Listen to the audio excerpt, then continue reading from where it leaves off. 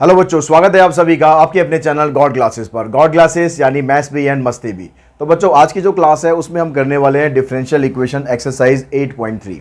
8.3 में हम करने वाले हैं डिफरेंशियल इक्वेशन को किस तरीके से फॉर्म किया जाता है।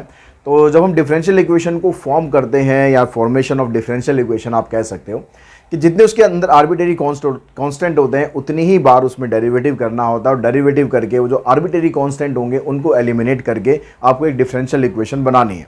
कुछ हमने इसी तरह का जो क्वेश्चंस थे वो 8.2 में भी करे थे, वहाँ पर भी हमने डेरिवेटिव ही करके डिफरेंशियल इक्वेशन बनाई थी। यहाँ पर भी काम वही करना है, वहाँ पर हमें सॉल्यूशन के साथ वेरीफाई करना था और यहाँ पर हमें सॉल्यूशन फाइंड करना है। तो बस दोनों में इतना ही फ़र्क है, बहुत ज़्यादा फ़र्क दोनों के अंदर नहीं है। और दूसरी बात ये मैं कहना चाहूँगा आगे एक्सरसाइज स्टार्ट करने से पहले कि जो ML अग्रवाल का जो कंप्लीट PDF सॉल्यूशन है वो आपको गॉड क्लासेस की जो ऐप है उसके ऊपर अवेलेबल है। तो जो भी बच्चे PDF लेना चाहते हैं या PDF परचेज करना चाहते हैं तो लिंक डिस्क्रिप्शन बॉक्स में दिया हुआ है, वहाँ पर जाके आप ऐप डाउनलोड कर सकते हैं। आप एंड्रॉयड यूज़र हैं, iOS यूज़र हैं या वेब पर यूज़ करते हैं, आप किसी पर भी यूज़ करो। लिंक आपको नीचे दिया हुआ है, वहाँ पर जाके आप ऐप डाउनलोड करो और ऐप डाउनलोड करने के बाद उसमें आपको CBSE हैंडबुक के सॉल्यूशन और ML अग्रवाल का कंप्लीट PDF सॉल्यूशन दोनों कोर्सेज अवेलेबल हैं। तो जो बच्चे PDF से अपनी प्रिपरेशन कर रहे हैं उनके लिए वो बेस्ट रहेगा, तो वहाँ से जाकर आप उसको परचेज़ कर सकते हैं। तो अब एक्सरसाइज हम स्टार्ट करें। तो एक्सरसाइज में जो सबसे पहला क्वेश्चन की अगर हम बात करते हैं तो पहले क्वेश्चन में कहता है, यहाँ पर आपको 2-3 पार्ट इसमें दिए हुए हैं फर्स्ट क्वेश्चन के अंदर। तो पहला पार्ट कहता है write the order of the differential equation of family of circle x square plus y square equals to a square. तो फर्स्ट क्वेश्चन के अंदर आपको क्या करना है, ऑर्डर बताना है फैमिली ऑफ सर्कल। इक्वेशन क्या आपके पास x square plus y square equals to a square. अब आप यहाँ पर देख रहे हो जो आर्बिटरी कॉन्स्टेंट है ना वो यहाँ पर एक ही है, ये एक आर्बिटरी कॉन्स्टेंट है a। यहाँ पर जब एक ही आर्बिटरी कांस्टेंट है तो हम इसमें डेरिवेटिव सिर्फ एक ही बार कर सकते हैं, और डेरिवेटिव अगर एक बार करेंगे तो उसका ऑर्डर भी 1 के बराबर होगा। तो इसका आंसर आएगा, जो इसका ऑर्डर पूछा गया आपसे तो ऑर्डर इसका 1 आएगा। इसके लिए आपको इसको सॉल्व करने की ज़रूरत नहीं है। जितने आर्बिटरी कांस्टेंट है, जैसे हमने लास्ट एक्सरसाइज में भी डिस्कस किया था, जितने आर्बिटरी कांस्टेंट है उतनी ही बार आपको उसका डेरिवेटिव करना है। उसके बाद कहता है कि write the order of the differential equation of family of parabola y square equals to 4ax। अब यहाँ पर भी देखो एक ही आर्बिटरी कांस्टेंट है तो इसका ऑर्डर भी 1 आएगा, इसका ऑर्डर भी 1 आएगा। ठीक है, थोड़ा कलर चेंज कर लेते हैं। उसके बाद कहता है कि write the order of the differential equation of family of parabola y square equals to 4ax minus b. अब यहाँ पर आप देख रहे हो आर्बिटरी कांस्टेंट दो हैं आपके पास, एक a है और एक b है। अब दो आर्बिटरी कांस्टेंट है तो इसका मतलब आपको इसमें डेरिवेटिव कितनी बार करना होगा, 2 बार डेरिवेटिव करना होगा। तो इसका जो ऑर्डर आएगा वो आ जाएगा 2। ठीक है, तो सिर्फ जब आपको ऑर्डर बताना है तो ऑर्डर बताने के लिए बस आपको आर्बिटरी कांस्टेंट को देखना है कि कितने आर्बिटरी कांस्टेंट है और उसके हिसाब से आपको उनका आंसर दे देना है। अगर हम नेक्स्ट क्वेश्चन पे चलते हैं तो नेक्स्ट में आपको यहाँ पर इक्वेशन बनानी है। यहाँ कहता है form the differential equation of family of straight line y equals to mx। तो आपके पास क्या इक्वेशन है, y इक्वल्स टू mx, ये इक्वेशन है। अब इसके अंदर आपको कह रहा है कि भाई m यहाँ पर आर्बिटरी कांस्टेंट है, एक आर्बिटरी कांस्टेंट है, तो आपको डेरिवेटिव कितनी बार करना होगा, यहाँ पर डेरिवेटिव सिर्फ आपको एक ही बार करना है। और एक बार डेरिवेटिव करके आपको ये m को ख़त्म करना है। तो हमने यहाँ पर डेरिवेटिव करा dy/dx और इसका डेरिवेटिव करेंगे तो आ गया आपके पास m। तो यहाँ पर इक्वेशन में अभी m है, ये m यहाँ पर हमें ख़त्म करना है, इसलिए नहीं होना चाहिए। तो हम क्या करते हैं, यहाँ से m की वैल्यू निकली dy/dx, इस वैल्यू को इस इक्वेशन के अंदर पुट कर देते हैं। तो इक्वेशन क्या बनेगी, y इक्वल्स टू m की जगह पुट कर दिया हमने dy/dx इंटू में x, और यही आपकी डिफरेंशियल इक्वेशन है dy/dx, ठीक है, इंटू में x इक्वल्स टू y। एक आर्बिटरी कांस्टेंट था, एक बार डेरिवेटिव करा, वो डेरिवेटिव भी खत्म हो गया, डिफरेंशियल इक्वेशन आ गई क्योंकि यहाँ पर डेरिवेटिव इन्वॉल्व हो गया। सेकंड पार्ट में कहता है कि आपके पास इक्वेशन है y equals to mx plus C. यहाँ पर दो आर्बिटरी कांस्टेंट है तो आपको डेरिवेटिव 2 बार करना पड़ेगा। तो पहली बार जब आपने डेरिवेटिव करा तो mx का डेरिवेटिव करेंगे तो m आ जाएगा, और c का डेरिवेटिव करेंगे तो क्योंकि कांस्टेंट है उसका डेरिवेटिव 0 हो गया।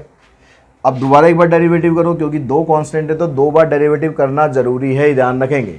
जितने कांस्टेंट होंगे उतनी बार ही आपको डेरिवेटिव करना है, ना उससे कम ना उससे ज़्यादा। ठीक है, अब यहाँ पर जब दोबारा हमने डेरिवेटिव करा d2y dx स्क्वायर अब m का डेरिवेटिव करेंगे तो 0 आ गया, 2 बार डेरिवेटिव कर दिया, सेकंड ऑर्डर आ गया और डिफरेंशियल मतलब डेरिवेटिव इन्वॉल्व हो गया, डिफरेंशियल इक्वेशन आपकी बन गई d2y/dx² इक्वल्स टू 0। यही आपकी डिफरेंशियल इक्वेशन है क्योंकि आर्बिट्रेरी कांस्टेंट खत्म हो गई। उसके बाद नेक्स्ट क्वेश्चन पे चलते हैं, क्वेश्चन नंबर थर्ड में कहता है कि form the differential equation of family of concentric circle this. अब यहाँ पर एक आर्बिट्रेरी कांस्टेंट है, ठीक है, एक आर्बिट्रेरी कांस्टेंट है तो एक ही बार आपको डेरिवेटिव करना है। एक बार डेरिवेटिव करोगे ये आपका खत्म हो जाएगा r, और उसके बाद बस आपको अरेंज करना है, चीज़ों को अरेंज करके आपके पास इक्वेशन बन जाएगी। नेक्स्ट में कहता है कि form the differential equation not containing the arbitrary constant and satisfy by the following equations. तो चीज़ वही कह रहा है कि भाई आपको डिफरेंशियल इक्वेशन बनानी है जिसके अंदर आर्बिट्रेरी कांस्टेंट ना हो। तो यहाँ पर जैसे ये आपके पास dy/dx, यहाँ पर जब आप निकालोगे फर्स्ट पार्ट में तो y क्या है, यहाँ पर ax³ है। तो आपने डेरिवेटिव करा, डेरिवेटिव करने पर यहाँ पर आ गया ये 3ax²। अभी यहाँ से a ख़त्म नहीं हुआ तो आप क्या करो, यहाँ से a की वैल्यू निकाल लो या यहाँ से a की वैल्यू निकाल के इसमें पुट कर दो, या यहाँ से a की वैल्यू निकाल के यहाँ पर पुट कर दो। अगर हम यहाँ से a की वैल्यू निकालें तो क्या आएगी, y/x³।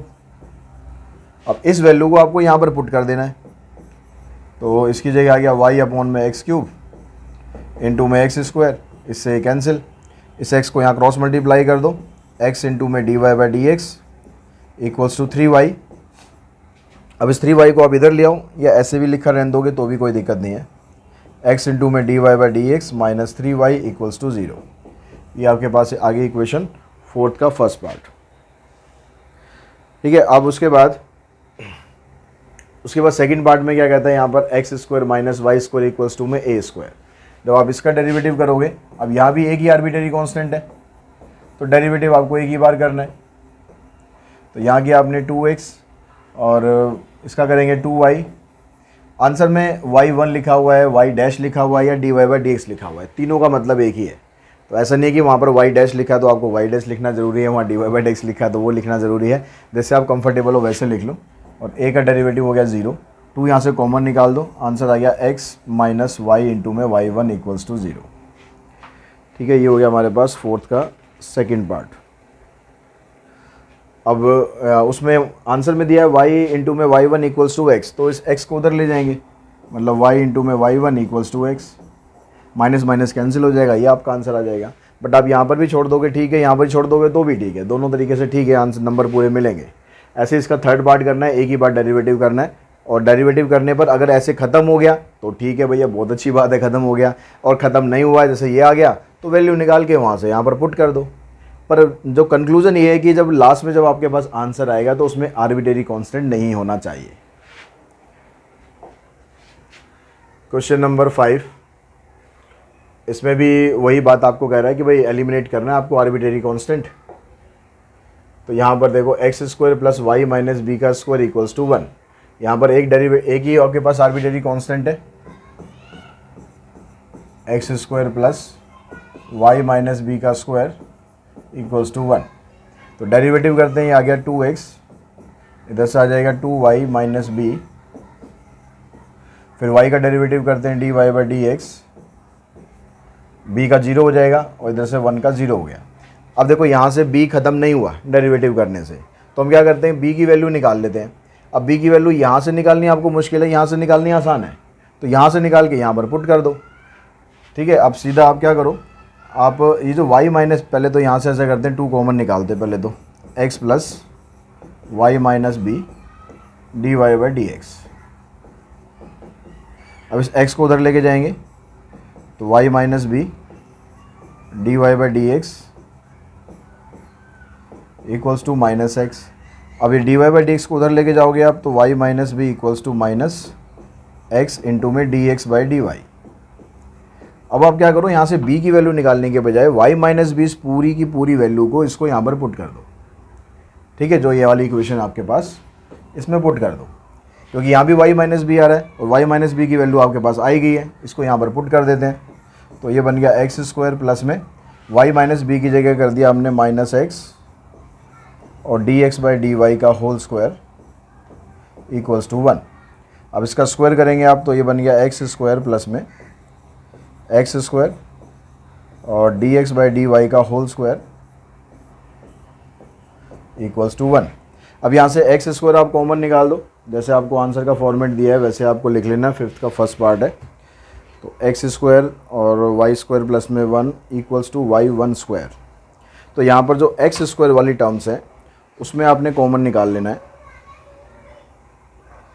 अब यहाँ ये जो d x by d y का स्क्वायर है इसको उठाकर उन्होंने चेंज करके मतलब इस साइड ला रखा है, तो आप ऐसे कर सकते हो उसको कि आपने एक्स स्क्वायर कॉमन निकाला तो आपके पास आ गया यहाँ से 1 प्लस डी एक्स का square d x upon d y का स्क्वायर इक्वल्स टू में 1। अब अपने आंसर को आप यहाँ पर भी छोड़ सकते हो, ये भी डिफरेंशियल इक्वेशन है। अगर d x by d y भी आ गया तो भी वो डिफरेंशियल इक्वेशन है, लेकिन अगर बुक के आंसर से आपको मैच करना है तो आप ये डी एक्स अपॉन में डी वाई के स्क्वायर से पूरी इक्वेशन को डिवाइड कर दो। तो उससे क्या बनेगा, आपके पास यहाँ आ जाएगा एक्स स्क्वायर, यहाँ आ जाएगा 1 upon d x by d y का स्क्वायर। यहाँ पर तो ये कैंसिल हो जाएगा 1, इधर आ जाएगा 1 अपॉन में d x by d y का स्क्वायर।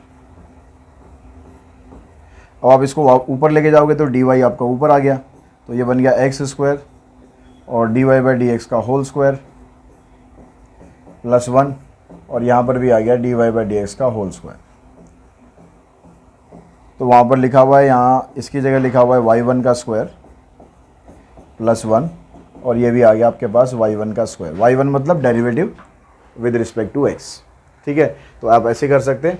और अगला जो पार्ट है इसका सेकंड पार्ट, उसमें भी एक ही यहाँ पर एक ही कांस्टेंट आ रहा है, तो आप एक बार डेरिवेटिव करना। एक बार डेरिवेटिव करने पर अगर नहीं ख़त्म होता है तो एक ही वैल्यू निकाल के यहाँ पर पुट कर देना, या यहाँ से आप एक ही वैल्यू निकालोगे तो आपको आसान पड़ेगा। यहाँ से एक ही वैल्यू आप पहले ही निकाल सकते हो, मतलब आप ऐसे कर सकते हो एक्स स्क्वायर अपॉन में एक्स क्यूब प्लस में वाई स्क्वायर अपॉन में x cube equals to 1 equals to a square.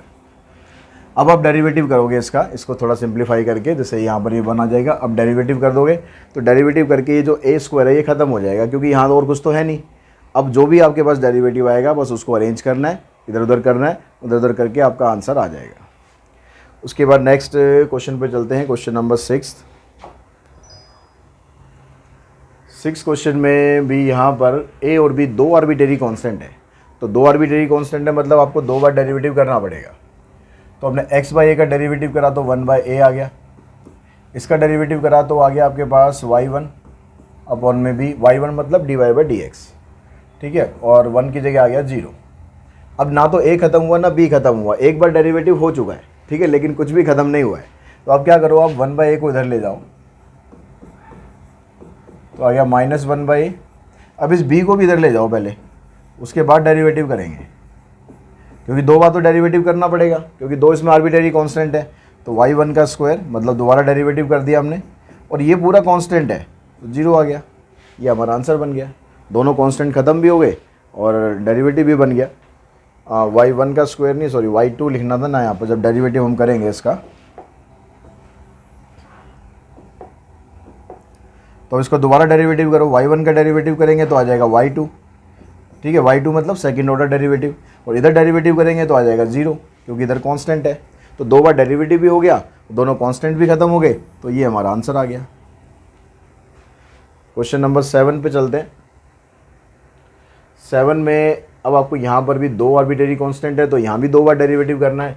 तो वाई स्क्वायर का डेरिवेटिव करेंगे 2y, फिर d y by d x, 4 ये तो कांस्टेंट है ऐसे ही रहेगा।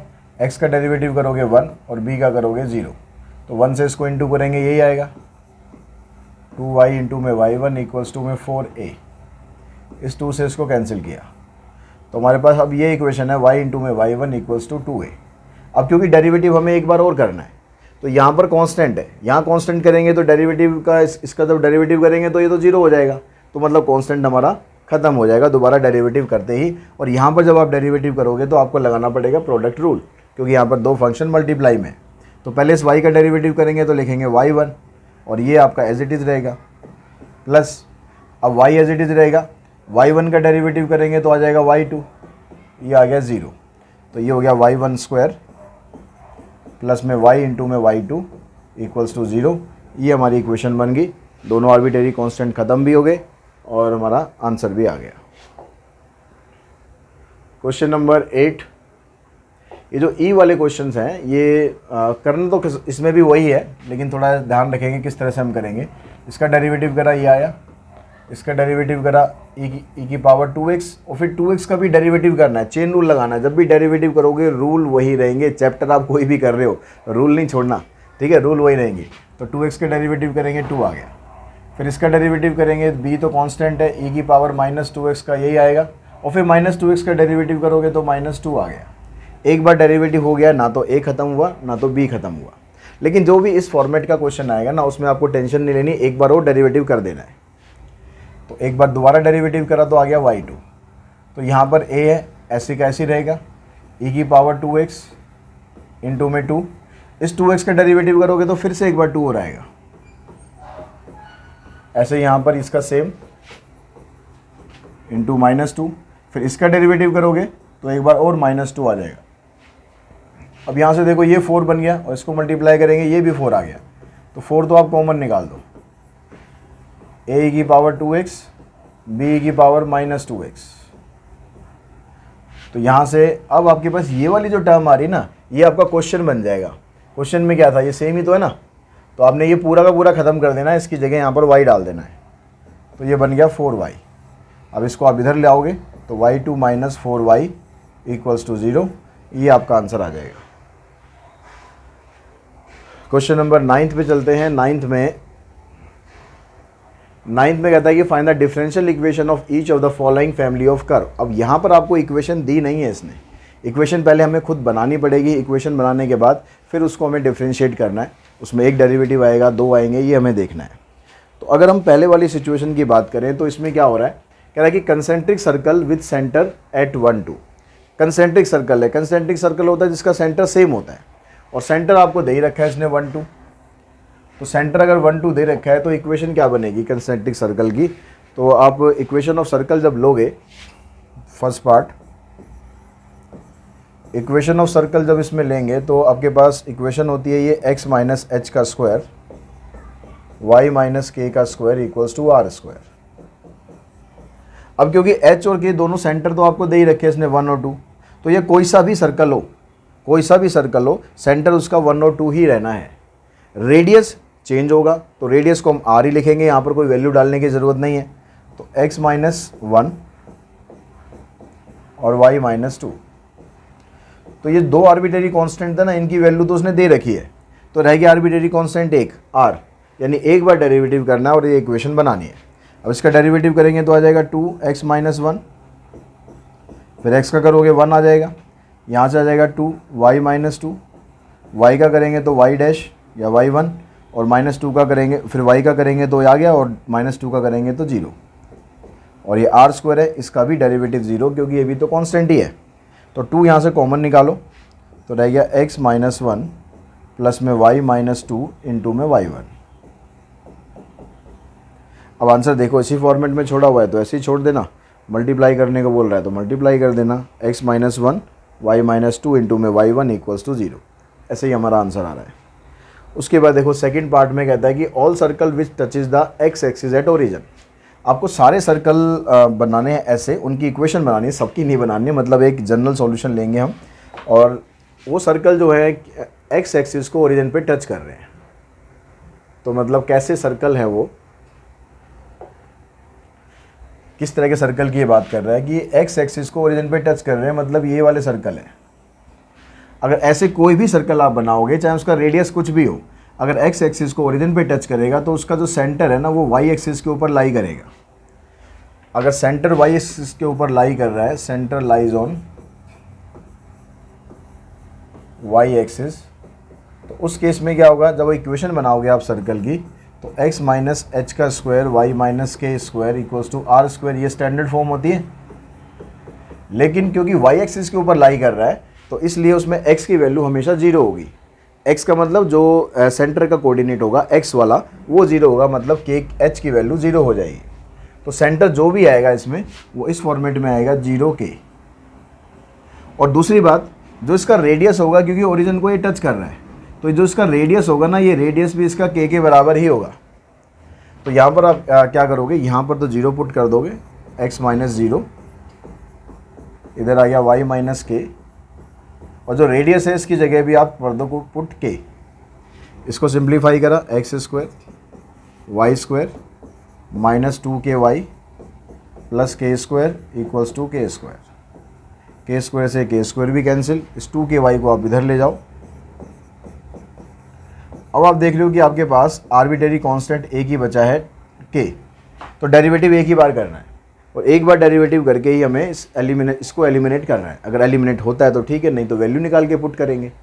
लेकिन अब यहाँ पर इसको आप एलिमिनेट अगर करना चाहते हो तो आपको यहाँ से y हटाना पड़ेगा, क्योंकि y अगर आप इसका डेरिवेटिव करोगे तो ये 2k हटेगा नहीं, ये वहीं पर रहेगा साथ में। लेकिन अगर मैं इस y को यहाँ से हटा के इधर ले आऊँ, दोनों के साथ नीचे ऐसे डिवाइड कर दें, तो यहाँ रहेगा खाली 2k। अब आप डेरिवेटिव करोगे तो ये ख़त्म हो जाएगा, 2k ख़त्म हो जाएगा। आपके पास ये इक्वेशन बची है। अब इसको आपको डिफरेंशिएट करना है, एक्स स्क्वायर अपॉन में y प्लस में y इक्वल्स टू में 2k।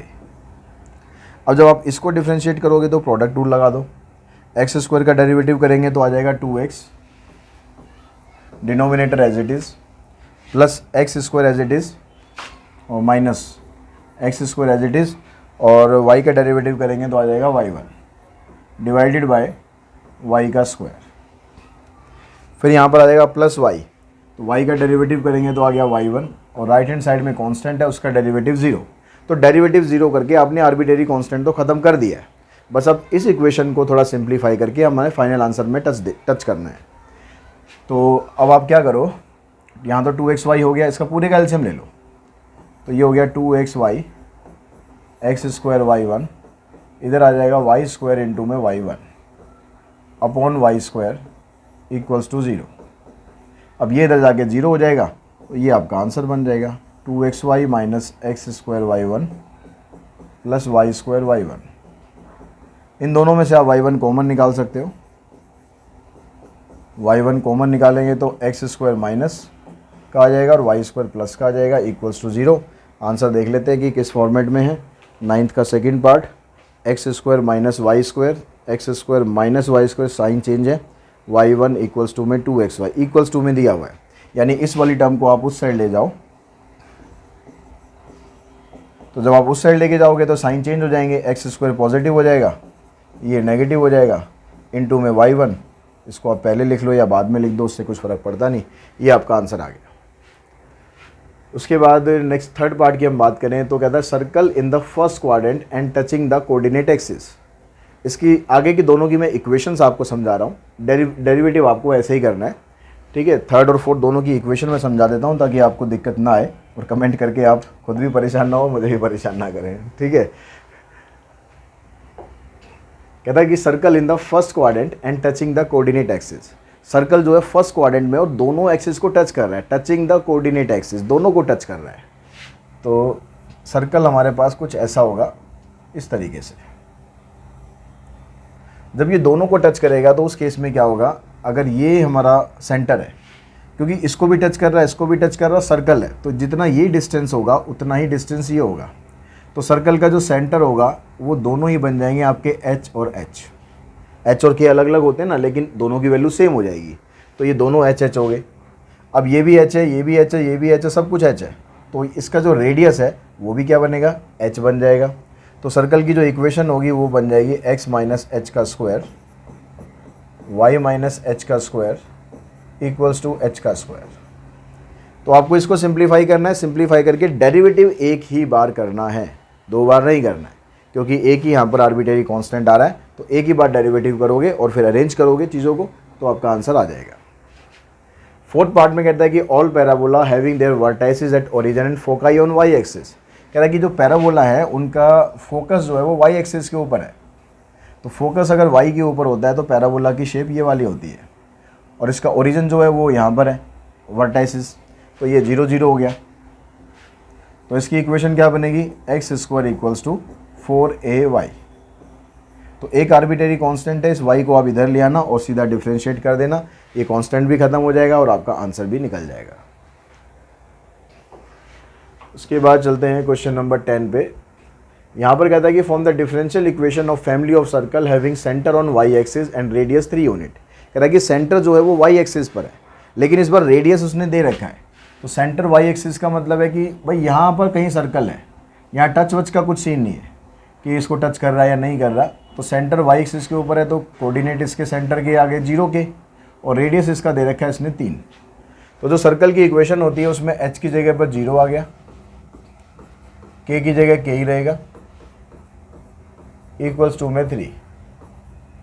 तो ये बन गया आपके पास एक्स स्क्वायर। इसको एक्सपेंड करने का कोई फ़ायदा नहीं होगा क्योंकि ये कटेगा तो है नहीं, क्योंकि यहाँ पर तो 3 है, यहाँ पर के स्क्वायर होता ना तो फिर एक्सपेंड करने का फ़ायदा होता, क्योंकि एक के स्क्वायर यहाँ से कट जाता। अब एक आर्बिट्रेरी कांस्टेंट बच रहा है के, तो डेरिवेटिव एक ही बार करना है। अब डेरिवेटिव एक बार करोगे तो ये आ गया 2x, इधर से 2y माइनस के, फिर y का डेरिवेटिव करेंगे तो y1 इक्वल्स टू 0। अब यहाँ से 2 कॉमन निकालो, x प्लस में y माइनस के इंटू में y1 इक्वल्स टू 0। इस x को उधर लेके जाएंगे,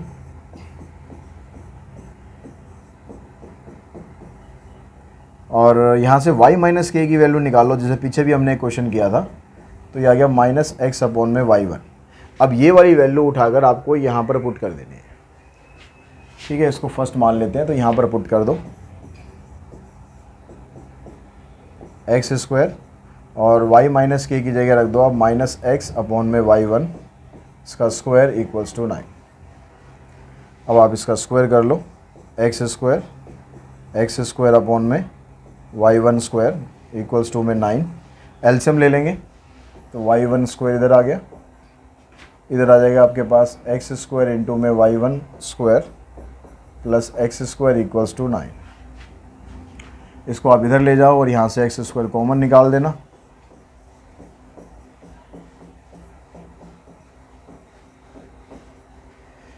तो ये हमारे पास आंसर आ गया क्वेश्चन नंबर 10 का, x square 1 plus y1 square equals to 9y1 square. तो ये सारे के सारे 10 क्वेश्चन हमने इसके अंदर कर लिए हैं, और आई होप आप इसके सारे क्वेश्चन अच्छे तरीके से कर पाएंगे। आज की इस वीडियो में हम इतना ही करते हैं, जल्दी मिलते हैं नेक्स्ट वीडियो में। Thanks to all of you.